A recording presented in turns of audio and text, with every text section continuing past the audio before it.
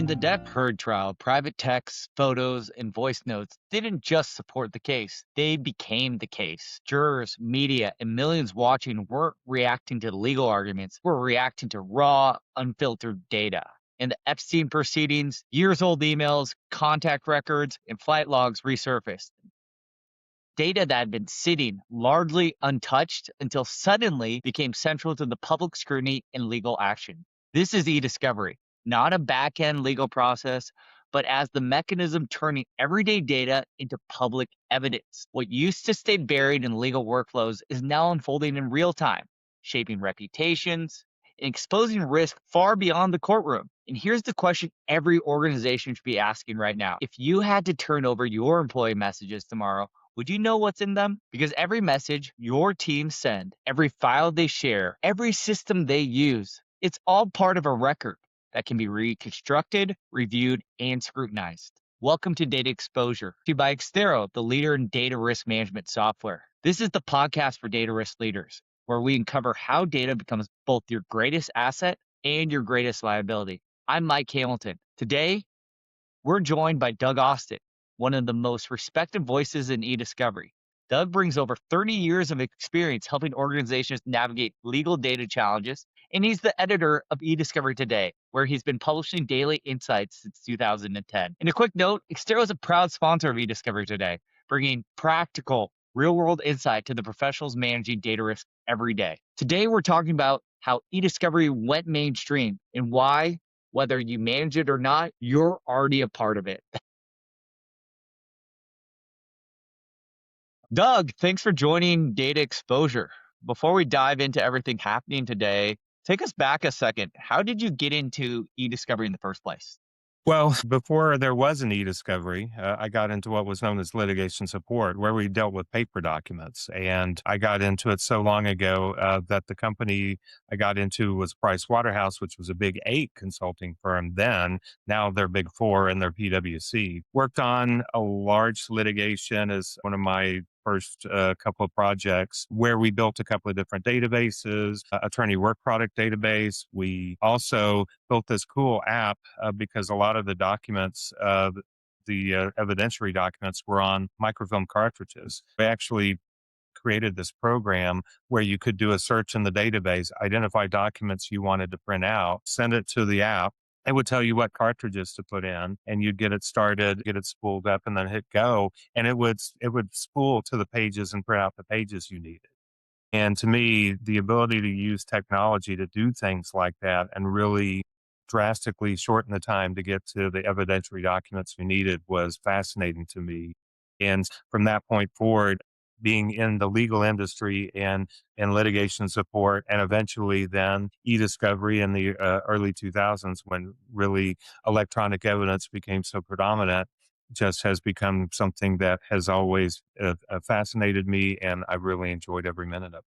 That's great to hear. And you are one of the, I don't want to say founding fathers, but you are one of those very well-known people in the space. You carried the torch for the community to really give it that visibility that probably hadn't been getting 10 years ago. What kept you in it for those 30 years? Like a lot of e-discovery professionals, you fall into it, and that Yeah. was the case with me with that project at Price Waterhouse. I went to school. When I went to college, I wasn't sure what my major was going to be until I took my first business computer class, and that's when I realized I want to use computers and technology to help solve business problems. I got a business degree with a concentration in management information systems. And so that was what I knew I wanted to do. And then once I had a first legal project, I was like, these are as serious and significant business problems as there are. When you're dealing with litigation investigations, what have you, this is the type of stuff that I went to school for. And that really became what I wanted to do from that. That makes sense. Well, let's dive into the podcast topic. The headline cases that we are trying to draw people in on are the Depp-Heard case and the Epstein files. Let me give a quick overview about these two cases. The Depp-Heard defamation trial was a highly publicized legal battle between two famous actors centered around allegations of defamation tied to claims of abuse. The case drew massive public attention with proceedings broadcast widely and debated very aggressively on social media in other platforms. And then the Jeffrey Epstein case involves a sprawling investigation into a financiers accused of operating a large scale sex trafficking network with ongoing legal actions and document releases, continuing to reveal the scope of individuals and institutions connected to the case. Both became global news stories, not just for their legal outcomes, but for the broader questions they raised about accountability, transparency, and how information services in high stakes situations. Doug, I don't know if you followed these cases as they were coming out. I think it was hard not to, but eDiscovery probably doesn't pop up in people's minds when you mention those two cases to them or just to anyone. But I'm guessing it did for you. Why was that the case? Well, really, at this point, just about any case like this, I think about electronic evidence first. I mean, I can't watch true crimes, like 48 Hours or Dateline or any of those anymore without being interested to find out what sort of electronic evidence are they going to have that's going to ultimately lead to identifying the murderer or what have you, because we have such an extensive digital trail that these cases almost always today involve some sort of electronic evidence that leads to identifying who the killer was. These cases are, they're completely different from that, but they still involve a lot of electronic evidence. I mean, Depp-Heard involved a lot of videos and pictures and text messages. The Epstein investigation, government investigation, a huge amount. I think something like nearly 3.5 million documents, 180,000 images, 2,000 videos, massive scale, a lot of electronic evidence, whether it's true crime, whether it's basically a defamation case, which was a divorce case, but has high profile and defamation issues coming into play, and then a huge government investigation. It still involves electronic evidence. And for me, that's one of the things about first and about the issues that you deal with. In the Epstein case, privacy is a huge consideration. And one of the things we don't talk about enough is the importance of redacting evidence, because this being such a high profile case, a lot of this evidence has been made available to the public, but they had to make sure to redact the identities of the victims and in images and videos and documents, what have you. That's got to be a huge undertaking. At the Depp-Heard case, it was not just about the evidence, what it appears, but also the underlying metadata associated with that evidence, which came into, it came into discussion in a couple of instances in that case. All those types of cases all have those kind of considerations, and that's what makes e-discovery interesting. It's just, the same thing time after time. The evidence is different, the issues and the requirements of the case are different, and how you handle the evidence is different. To me, both those cases brought out a couple different themes that I'm curious to get your feedback on. With the Epstein files and the production, were you surprised that things weren't redacted? Unfortunately, they're more common than we like to think. In fact, the redaction flood type of cases in addition to this case, where, mind you, they did have a monumental task of trying to make sure everything was redacted. And it's probably understandable. Some, instances were missed, which is horrible because that then puts people's names out there in the public, which is a horrible thing. But, I mean, I've just recently covered that a case where once again somebody put a document into Adobe with where they did an overlay type redaction, and people know that you can just like highlight the text and find the text underneath that overlay. That's a 101 type of redaction, 101 type of error, and people still make it all the time. It doesn't surprise me, and unfortunately it just continues to scream the need for really good understanding of e-discovery fundamentals and things like understanding when data is properly redacted and how to do it, and make sure that you can confirm that it is redacted. Yeah, and it seems like there's such a bigger microscope put on these e-discovery type activities now, but I don't think the legal market's making that connection. When you're out there talking to other people, that they are really understanding these connections and how taking e-discovery maybe a little more seriously is warranted. there's two groups of people. There's the eDiscovery bubble, or the people who really have taken eDiscovery seriously and tried to learn about it and learn the best practices and what have you. But then there's an extended legal community. There's an extensive group of folks who don't know that much about eDiscovery. There's 1.3 million attorneys in the US. And so when you think about it, not all of them are going to, unfortunately, understand the best practices. And it's just as important for the small cases as it is for the really big cases. There's still electronic evidence involved. There's still best practices that come into play. We're making headway. There's always more work to do, which is why, all the things that Xtero does with the education and what I try to do and what others try to do, every little bit helps. It's going to be one of those continual battles. We're going to continue to try to educate people and hopefully minimize that group that doesn't know those best practices and fundamentals that they need to know. Doug, if you were an organization, what data would suddenly be in scope that most teams aren't thinking about? This really showed up a lot in the Depp-Heard case. Even though this was between two actors, there was some data that they probably didn't think was in scope or that could be found. There were communications between them and things they used to document what happened in their marriage and what have you. Obviously, text messages. The couples text each other all the time. Some of those text messages were at issues. That basically puts mobile device data at issues. Also, because every mobile device has a camera, a lot of pictures, a lot of videos. That was a very mobile device intensive case because that's where a lot of communications, a lot of our activity is spent these days. Many of us get like a weekly report of how much time we're on our device each day, and it's usually multiple hours for just about any of us. We live on these devices. And that case was key. What was also key is the underlying data associated with some of this metadata. I wrote about the case, a couple of years or so ago when it was going on, because one of the notable things about with that famous Amber Heard picture where she basically showed bruising was the metadata showed that it had been saved in a photo editing program called Photos 3.0, which of course doesn't guarantee it was edited, but it doesn't look good when it's saved in a photo editing program. That's the type of stuff, that underlying metadata that goes with the evidence. That case really highlighted that consideration more than we see in cases now. And then, of course, these days, that case was probably a little early, but we're seeing more and more cases involving AI generated evidence, chat logs with ChatGPT or Claude or what have you. It seems you can't almost get on a Zoom meeting these days without having somebody throwing out their recorder note taker. I even do Zoom webinars and they pop into those. And then all the artifacts you get from Copilot. There's always new types of data, new types of evidence we have to account for, which I guess gives us job security, but certainly keeps us up at night too. 100%. And I guess it depends on what forum you're in. But if you're in the civil context, some of that may be unduly burdensome. But I guess if you're in the criminal context, it's fair game, right?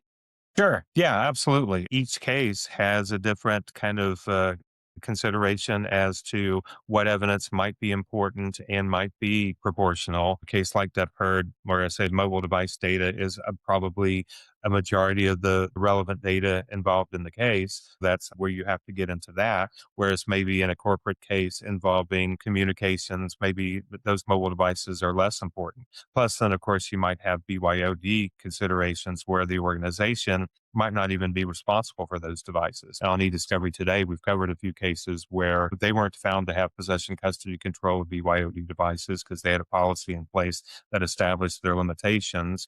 And in a couple of the cases, the party also third party subpoenaed the employees but for those data on those devices. One case they didn't and paid the price when the court said that wasn't, within the possession, custody, control of the defendant. You get those types of considerations in the different types of cases. One of the cases that tends to be big from a forensics consideration is IP cases. An employee leaves an organization, either goes to a competitor or starts their own company, Did they take data? Did they not take data? You get into forensic examination of, their existing devices that they had at the organization, new devices that they have. That could be mobile devices, that could be computers. The different types of cases involve different types of not only data you go after, but how you go after it. That's one of the things that continues to make e-discovery such a discipline. That's the word I'm looking for. Such a diverse discipline, because case to case, the data and how you go about it, getting it is always different. One question I have as a follow-up to that, Doug, we've talked a lot about mobile and some of these new data sources. We saw this shift when we went from paper to email. Practitioners kind of getting up to speed on how do I actually collect email? I'm used to paper. What are you seeing from a practitioner perspective on their ability to effectively collect these new types of data? And how is the court really treating that? It's interesting because we have so many different collaboration and communication apps out there now. So we used to print it primarily communicate through email. Now we communicate through text with our mobile devices. We communicate within our organizations, within Slack, within Teams. A lot of organizations have both Slack and Teams. There's just so many other different collaboration apps with data that you're sharing and working on, and what have you, and all these cloud-based systems where that data is, has basically become data that we're pointing to instead of just putting into a communication or what have you, which of course then means that underlying data can change from when the person saw it, when that communication was sent. These are the types of issues that we're struggling with now. And just like when email first came along and we struggled on how to exactly work with that in the best way possible, and platforms evolved over time and we standardized workflows. We're starting to do that with a short message format type of system. So with mobile device data, with Slack, with Teams, we're standardizing workflows. Platforms have APIs to go get that data and do it in a standardized way to upload the data, to have it be in the best format possible, to then work with and make determinations and what have you in discovery. The thing is you're always feeling like you're chasing something, because just as soon as you get these platforms established a workflow for, along comes a new platform and you got to do the same for it. It's a never ending battle, and you definitely have to be working with a platform that can be flexible and consistently stays up on what the common data sources are out there, and provides a standardized workflow and automation capability to get that data in a useful format when you're dealing with it in discovery. A big point that the listener should really take seriously is this is all within the discovery parameters. There isn't a, well, it's too hard for me to get to that, or I don't know how to do that. Would you agree with that, Doug? That even though there's all these data sources and it's becoming increasingly more difficult to keep up, there is still that duty to keep up. Absolutely. I'm not sure if I addressed the court, the court part of it in your previous question, but yeah, plenty of cases now, plenty of case law where parties have been required to go after that data, to go after the Slack data, the Teams data, what have you. So yes, this is something courts are expecting. It is, again, Rule 26B1, federal rules of civil procedure deal with proportionality, and you have to establish the proportionality of it. But in many cases, more and more cases, that data is becoming the critical data in the case. Then it's really pretty easy to make a proportionality argument that, yes, this is proportional to the needs of the case.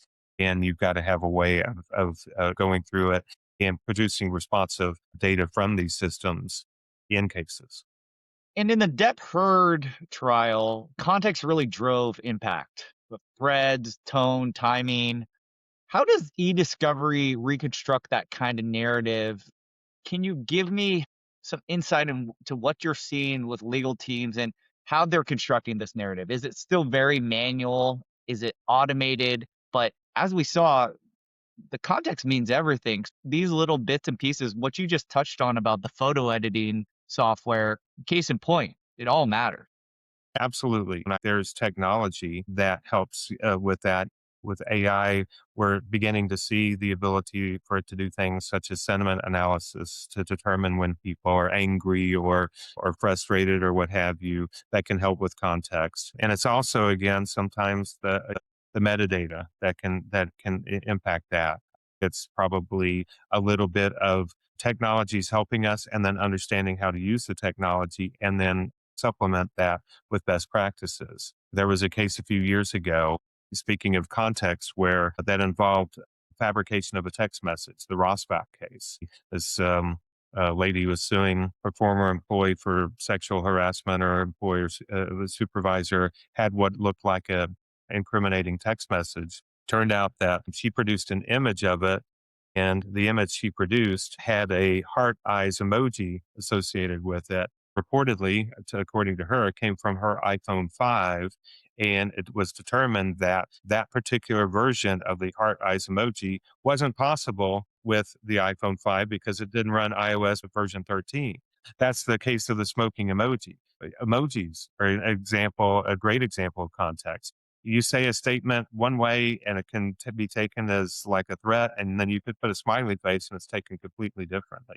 That's another example of how data and things like emojis and things like sentiment analysis can be used to really get a sense of the context of the evidence, not just evaluating it at face value, but using these different kind of cues to determine just exactly what that evidence really means.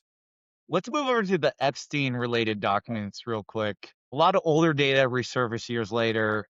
Don't want to get into the legality of like should that data been kept or should it have not been kept, but let's apply this to an enterprise specifically. For enterprises that are trying to reduce liability risk, what does this say about data retention and long-term exposure? And how are companies underestimating really how long data sticks around? Yeah. A case like this, because you're not talking about a huge organization, you're talking about a financier, I'm sure had, a number of contacts and what have you, 3.5 million pages. That kind of indicates there was likely not much of a data governance program that they operated under. And absolutely, that's one of the things that you have to keep in mind because, organizations that don't treat data governance seriously and establish retention periods for their data and what have you. Not only does that data potentially become subject to litigation, discovery and litigation, but it also is data that could be exposed in a cyber attack and things of that nature. There's so many reasons to have your data house in order. And organizations have a lot better understanding of that now than they used to. And they're using technology to help with that. And for a lot of the systems they use, they're implementing things like automated deletion when a retention period expires, as well as what's important is once you have something like litigation, suspending that and automating the legal hold process or hold in place or what have you. That's all part of that equation that has to be considered. I definitely think that organizations understand a lot more, but there are challenges. One of the big challenges we have in organizations today is shadow IT and shadow AI, people using systems that aren't approved and creating data that could be discoverable and they're not on top of it. It's always a challenge of trying to make sure you're understanding what people are doing. And that's one of the things that you have to do up front. You have to not only establish a data governance program and establish retention periods for your data, but you have to really take steps to try to understand as much as you can about your data landscape out there and what people are doing and making sure that you're aware of the risks that are associated. Doug, if we remove the celebrity factor, how similar are these scenarios that we talked about within Depp-Heard and Epstein to what enterprises deal with within litigation, within internal investigations, within subpoena requests? How similar is this? Let's take the Epstein one first. If you took the public aspect away from that one, obviously, if this were a case that involved the same kind of topics, you'd still have redaction requirements, but you probably have something that would be, you'd have some protective orders in place. You'd have some certain things to try to kind of with attorney's eyes only and what have you. Yes, you'd still want to redact and do the things you can do to protect privacy. But when it's between parties, it's not as big an issue as it is something that's so public facing as this case. That's definitely one consideration that I would say would be different is the public aspect of just what's out there and how important it is to maintain privacy and manage that data. In Depp-Heard, but that really without them being famous actors, it's pretty much almost like a divorce case. And we see those types of cases. There's probably hundreds of thousands of them every year. There certain types of data you've got to make determinations. Parties might be trying to make the other one look bad, or it may just be like the data that involves what dividing assets in a divorce or what have you. Those issues remain the same, and the considerations of evaluating that and making determinations. I don't think that one differs as much because a lot of those considerations would be the same. If there was a defamation case involving two people who weren't widely known, I'm sure you'd have some of the same things that just wouldn't be on court TV being shown every day because that's the cases like that happen all the time. Yeah, in just like an employment related matter, right? It's kind of a he said, she said almost in the same fact. You have a company saying something, you have an employee saying something. We're going to try to get the context of what really happened. How did this get out there? Or why did it take them so long to review this many documents? We saw a lot of that with some of the back and forth with the government in reviewing certain files and how long that discovery would take. I remember them saying it would take months, and you and I both know if you have the right amount of technology, you can really boil that down and streamline that. Absolutely. The Epstein case, a lot of videos, a lot of images. We really didn't, until fairly recently, have the technology where we could get a better understanding of what's in those quickly. We have transcription capabilities, AI based transcription, so we can quickly figure out what's contained in videos that might be useful to us. From an image standpoint, one of the most under-discussed capabilities of AI that really is a significant benefit to e-discovery professionals is the ability for AI to look at an image and tell you what's on it and give you the ability to very quickly kind of do a triage of which images can I just cast aside immediately and say, okay, these aren't going to be important to look at. I won't even have to open them up, but these might be. This was probably a couple of years or so ago when ChatGPT added their image capability. I just took a picture of my cluttered kitchen counter, and it basically identified all the items that it saw right down to the Nutella jar Yeah. and stuff like that. It's amazing just how good the technology is these days and how you can apply it. They may have applied it here. The stakes were very high, so they had to still make sure they got the job right. But there's really no excuse for not exploring applying technologies like this and applying AI to transcribing videos and understanding what's in them, identifying contents of images, and using that to help streamline that process. It just seems like a no brainer to me. Let's dive into AI a little more.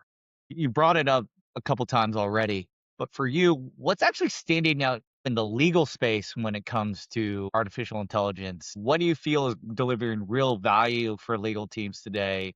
And what do you feel like is a little bit overhyped? We can't do this without talking about AI, right? Yeah. So, what's not being talked about enough is all the different use cases you can conceivably apply AI to. In the last couple of years, I've done the state of the industry report and I've asked a question: what use cases are you applying generative AI to? And, things like document classification for relevancy classification, document summarization, ECA, PII, and privilege identification, stuff like that. And people are using it for those things. And that's one of the things that is so unique about generative AI and the possibilities is that the possibilities are really endless. I continue to hear all the time about how it's being applied in ways that I'm like, hey, I hadn't thought of that. That's a really cool application of the technology. I've heard of the ability to do things like do a prompt and say, go find financial documents and not only give me the data back, but put in a little table that I could throw into Excel, stuff like that. Really amazing stuff. There's certain no brainer use cases like using it for ECA where there's not a defensibility burden. It's just basically trying to get a better understanding of your collection and things like that. Probably from a standpoint of document classification, I think people, just like was the case with TAR, people are all up about how can we make sure it's defensible and what have you. The same best practices that applied to TAR apply to Gen AI in terms of the ability to validate the results and what have you to ensure that you've got a defensible result. One of the things that has to be said about the technology is it's not an easy button, and a lot of people want to take it that way. The technology capabilities are great, but you still have to apply best practices along with that technology to use it the right way. And that's what is probably not being talked about enough. People are hyping the capabilities, but they're not hyping the importance of understanding how to use those capabilities in the right way. Definitely. I want to piggyback on that point and talk a little bit more about AI governance. We've talked about hallucinations and where is that data actually going? When you prompt something within an AI tool, we've seen cases, you probably can cite the case for me, Doug, but we've seen cases where it was from one of the big tech firms. They uploaded some code into one of the chatbots. And now is this in the public domain? Can anyone use this, right? So talk to me a little bit more about AI governance and what you feel are the things that attorneys and legal professionals, because they're a little skeptical, what are those things that they need to be watching out for when they're looking at what AI they should be using and how they should be constricting their use and ultimately the enterprise's use of AI? Yeah, we'll take hallucinations as an example.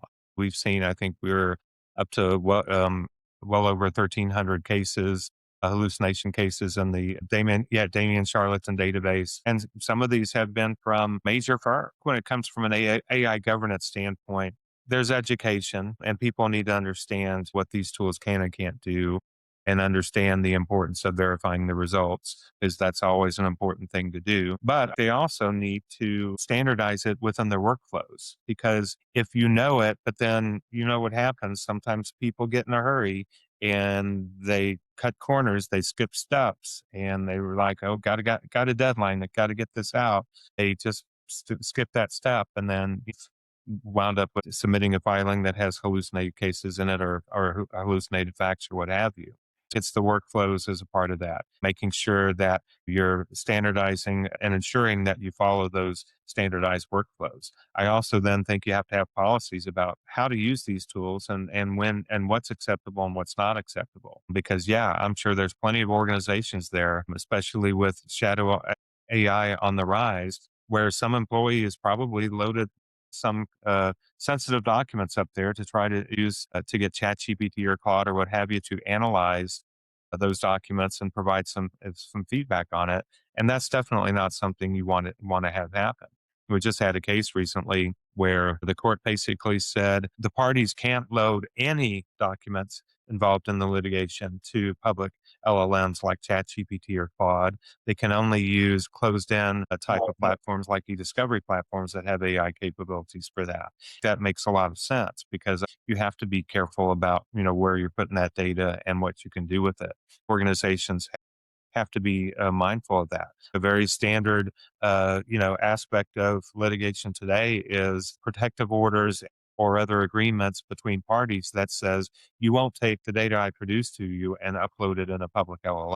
Parties have to protect themselves against that, because that's something that wasn't a factor just as much as a couple of years ago. But now it's something that probably happens pretty commonly. And a lot of organizations and a lot of legal teams have said, we've got to make sure that that's an understanding we establish up front in a protective order, in an ESI protocol, or even just communications with the parties. Yeah. In looking at AI that is built with those parameters in place, not leveraging something like a ChatGPT, but upgrading to the business license. Anything you upload is going to be within or behind your firewall. I do want to give a shout out to the eDiscovery community because I feel we've been at the forefront of AI. Go back to De Silva Moore, that was in what, 2012? And Judge Peck's been talking about this for almost 15 years. Yeah. And even though it's might not Gen AI, let's still consider back in the day artificial intelligence. So for anyone that's speaking on it from an e-discovery perspective or has been in the industry for a long time, kudos to all of you for being at the forefront of all of this. Yeah, and I mean, Tar is another form of AI. Mhm. we genericize AI, but there's so many different ways and applications of AI. What we had back then, what we have today. But yeah, absolutely.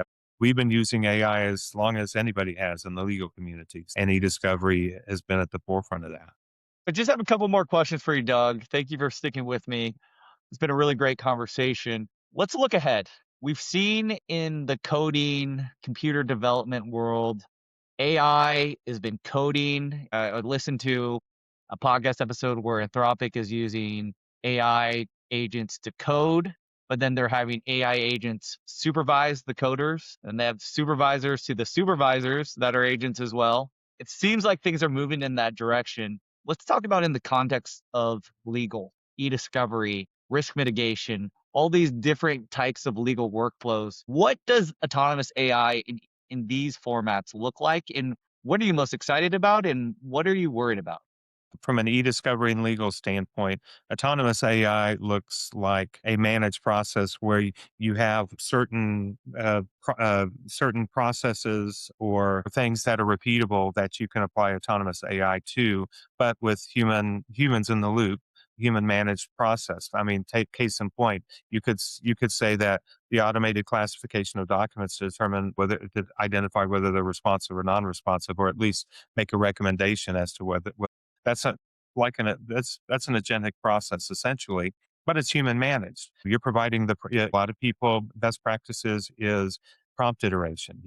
You create a prompt, you run it through a sample of documents, you evaluate it, you make some adjustments, and sometimes you have multiple iterations where you get the prompt where you want it to then apply to the document collection. Then you still validate on the back end, and a lot of these are human based processes around an automated process. That's always got to be the case when we're talking about legal because the stakes are so high. And technology is ever going to be perfect. You still have to have some processes in place that you can defend your approach on in terms of how you've arrived at the data that's being produced or the data that you've identified for redaction or whatever the case might be. And so to me, it's always a mix. There are certain processes you can identify and pinpoint and say, you can apply an agentic process to this. And really, it's not so much different from before AI. We still had agents or things that, automated things that we did. We applied to various processes and took certain steps that were automated. Now we're just doing it with AI. The key is understanding what it will do, making sure you're prepared for the results, and don't take any output as face value. Do some validation checking on it. Make sure it's a defendable result that you can stand by. Last question for you, Doug. If someone listening today was looking to reduce their legal risk, what should they go check on tomorrow? That's an interesting one because I want to say a couple of things, but certainly when it comes to reducing legal risk, understanding your data. We talk so much about the technology, but technology can't work without the data. The more you understand about your data, the better. That's having solid data governance policies in place, having technology to support that, continuing to try to stay up on what the people in your organization may be using with IT and shadow AI challenges. There may be data sources out there in your organization you're not aware of. I would say that's probably step number one. And then step number two is have processes and plans in place on how you handle litigation, investigations, what have you, before the case is filed, before the investigation's launched. Because once you're trying to figure it out after the case has been filed, you're already behind. You have to be prepared for, well, how would I handle a case like this? And what processes and procedures do I need to have in place so that when that case comes along, I know step number one is look at these data sources, look at these potential custodians, set legal hold in place, all that sort of stuff. You need to have those defined up front, not once the case starts. So I would give you two, not just one. Well, Doug, it's always great talking with you. One of the great minds in e-discovery. Thank you for taking time to chat with me and be on the Data Exposure podcast. Thanks, Mike, and great talking with you as always, as well. And thanks for having me. Doug, really appreciate you joining us. And to our listeners, if this made you think twice about your data, at your organization, share this with someone on your team, because whether you manage eDiscovery or not, it runs on your data. This is Data Exposure, the podcast for leaders managing data risk before it becomes a reality. Subscribe wherever you listen, and we'll see you next time.